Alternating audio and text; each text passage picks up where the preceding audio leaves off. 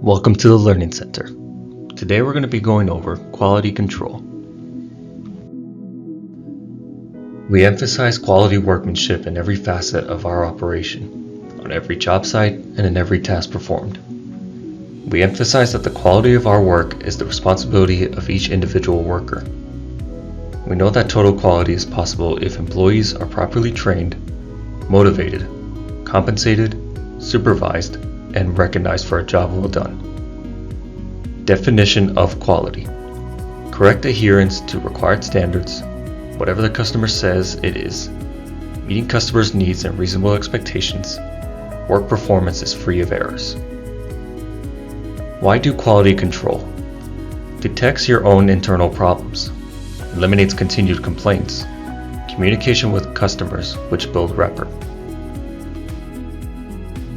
The cost of poor quality often equals 20% of the company's annual revenues. Not doing things the right way the first time can result in losses such as wasted supplies and labor, additional inspections, additional investigations, extra staff to handle complaints, loss of productivity, which equals loss of income, unwanted turnover, stress, and morale problems. Reasons to do it right the first time: avoids complaints, saves time and money, gain a great reputation, builds loyalty with customer, quality improvement, observe what needs fixing, how can we get better, identification, where are we now, what are our inspection scores, evaluation, focus on quality improvement, preparation, having a process and tools that will work best. Who does quality control? Crew leaders, supervisors, administrators, management, and customers. How is quality control achieved? Checklists, reporting, communication, inspections, and follow-up. Quality control is done daily, unannounced, and ongoing. On a daily basis, inspections should take place to make sure that employees are properly cleaning and meeting contract requirements. Inspection forms should be completed 2 times per week on employees. For example, if you have 4 employees, you pick 2 to conduct inspections on 1 week, then the other 2 the next week, and so on. Every detailed notice should be documented on the inspection, whether good or bad. If an employee has 3 inspection reports reflecting inconsistencies, this becomes a documented verbal warning. If the employee has 3 more failed inspection reports after the warning, this then becomes a written warning with a probationary period of a minimum 30 days. If the employee fails 3 inspections while on probation, the employee is terminated. Follow up with the point of contact at each location once a week is imperative. Documenting your visits is just as important. If the point of contact shares concerns with you about any deficiencies, they are to be documented and you have 24 hours to correct the issue. Upon correcting the issue, you are to visit with the point of contact again and provide them with an update. Again, please document your visit and completion of the corrections. Your employees will only do what you have shown them to do. Training is ongoing, which includes feedback, whether positive or constructive. Corporate operational audits are used by the MEI corporate management team to monitor, inspect, and record performance. These random on-site audits are performed on a regular basis, typically once a year. The objectives of these audits are to assess and verify the effectiveness and efficiency of these operations, safety programs, contractual obligations, employee productivity, supply systems, subcontracting operations, and of course the QCP. In addition to these audits, a select group of corporate staff members makes routine visits to our operations as a means of keeping the lines of communication open with our site staff and customers. Typically, these visits are conducted on a quarterly basis by one or more of the operations leadership or quality team members. When a member of the quality team visits, they normally document an assessment of the operation. This assessment can be provided to the customer if requested. Company quality teams were assigned by contract requirements, are full-time quality inspectors. Their focus each day is to perform surveillance inspections on all aspects of their assigned contracts. Surveillance areas include, but is not limited to, all contract requirements identified within the performance work statement, any contract modifications, additional contracted government work, supplies, equipment, subcontractor work, purchasing records, and corporate processes. Our approach is that the quality team can and will perform surveillance and inspection activity in any part of the contract short of personnel records, which are confidential in nature. In addition to the quality team performing surveillance, all assigned PMs and supervisors are required to perform surveillance on 5% or more of their department's activity each month. The quality team will often perform follow-up surveillance on service orders inspected by managers and supervisors as a way of inspecting the inspector. This serves as a multiple redundancy component to ensure required performance levels are being maintained and supervisors and managers are inspecting effectively. The inspection and surveillance methods for monitoring progress in meeting performance objectives at site have the following characteristics. Transparent. All elements of measurement, data collection, metrics determination, and reporting are understood, documented, and audible. Streamlined. MEI's execution of surveillance is straightforward and does not duplicate any quality control efforts. Planned. Surveillance efforts are scheduled or planned. Reviewed. Performance results are analyzed and reviewed with site management to determine the effectiveness of MEI surveillance methods.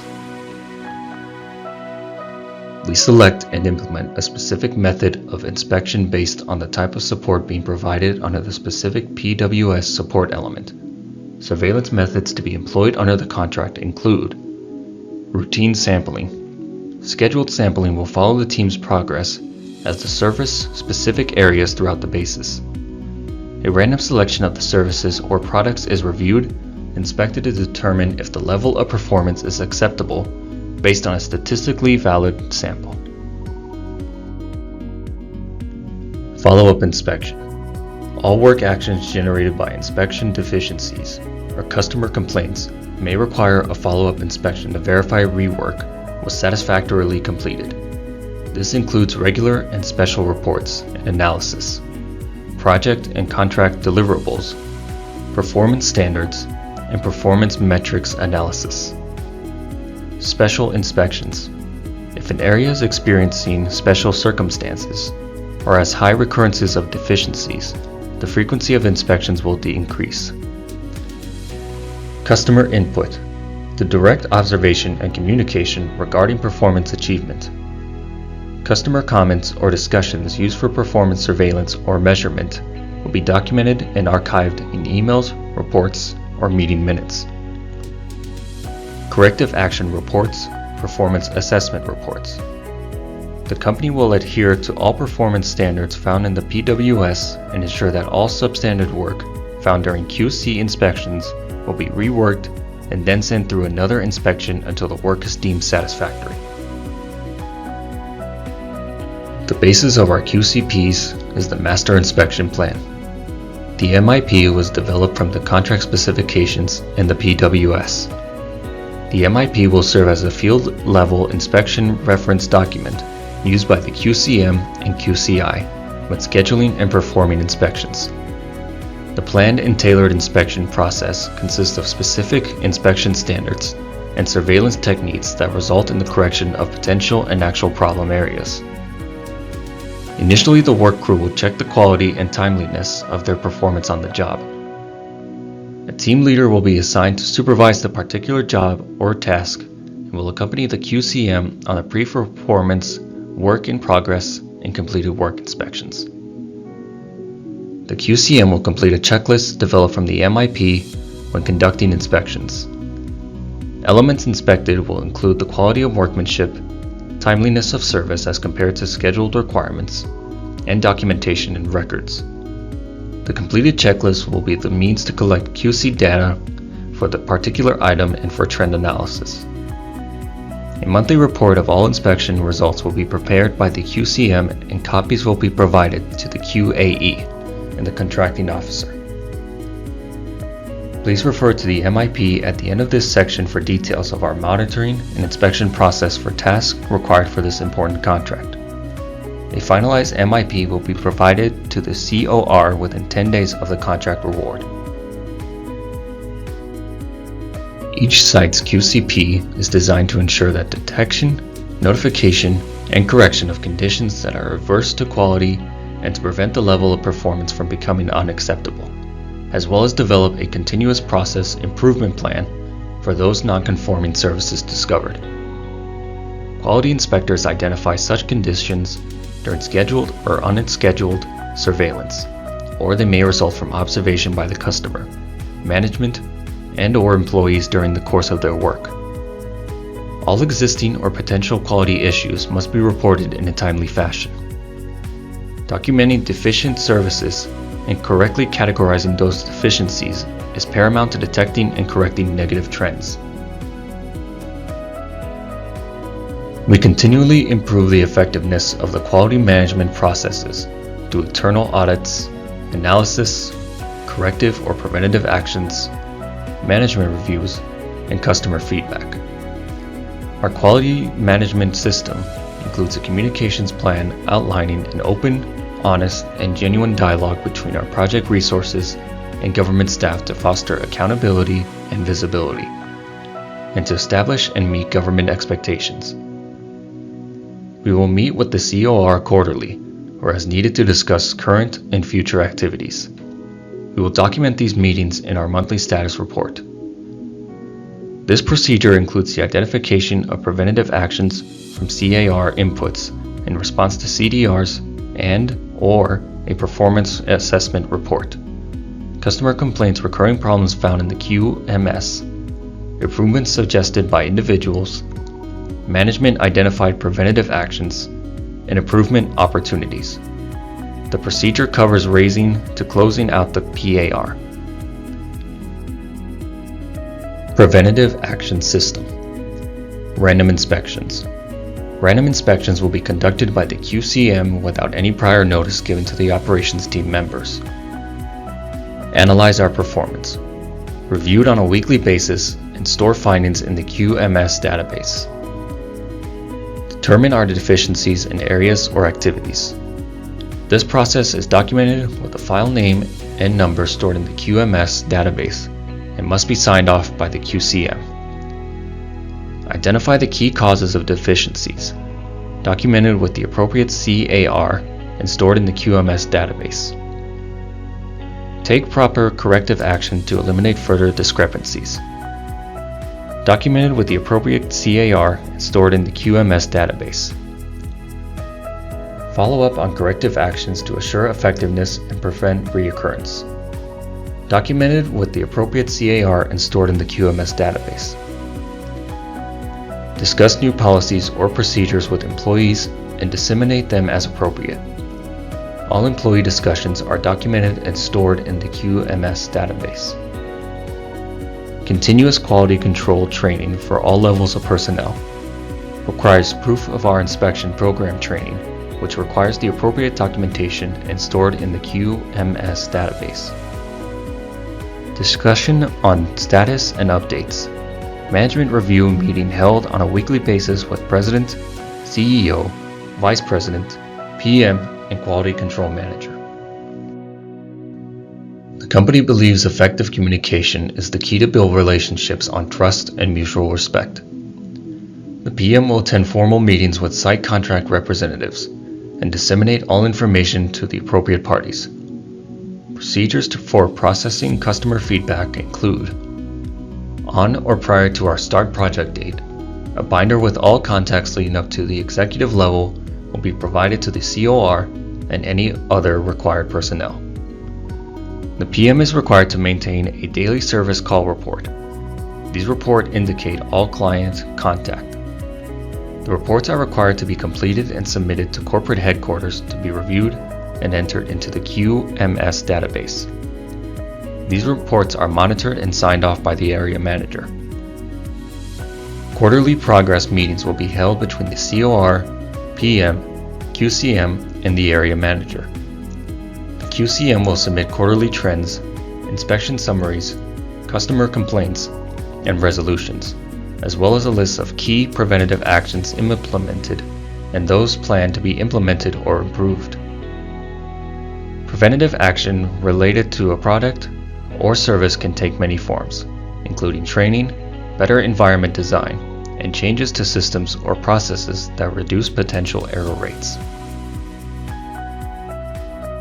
Quarterly surveys into the COR for continuous improvements or feedback prior to the meeting. The QCM will submit any and all inspections to the COR upon request.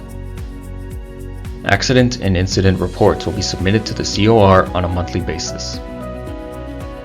Safety or service training report and safety meeting minutes will be submitted to the COR in accordance with the PWS. Scheduled on-site visits with clients and personnel on a quarterly basis or as needed. KPIs, or key performance indicators, are available upon request on a monthly basis. Retention reports are available upon request. Safety plan, accident prevention plan, and activity hazard analysis will be delivered in accordance with the PWS and if any changes occur. The inspection rating form and graph are electronically transmitted to clients with email capability on a monthly basis or as requested. Customer care, not service. We service cars, not people. Because the customer has a need and we have a job, has a choice and we must be the better choice, has sensibilities, we must be considerate, has a sense of urgency and we must be quick, has high expectations, we must excel, has influence, we hope for more customers, is unique and we must be flexible. 6 basic principles. Determine what your customers need. Do not make assumptions about their needs. Concentrate on quality. Define how you will provide the service to your customer most efficiently. Provide leadership and a culture that is truly service-oriented. Hire good people and train and retrain them. Continually survey your customers to determine whether you are really meeting their needs. 10 steps to dealing with angry customers. Breathe and stay calm. Listen actively and let the customer vent. Apologize, acknowledge, and empathize. Maintain and build rapport. Restate the problem to clarify and confirm. Take ownership and solve the problem. Go above and beyond. End with an agreement. Set follow-up and keep your commitments. Take another breath and congratulate yourself on your superb problem-solving skills. Thank you for joining us on this Learning Center presentation.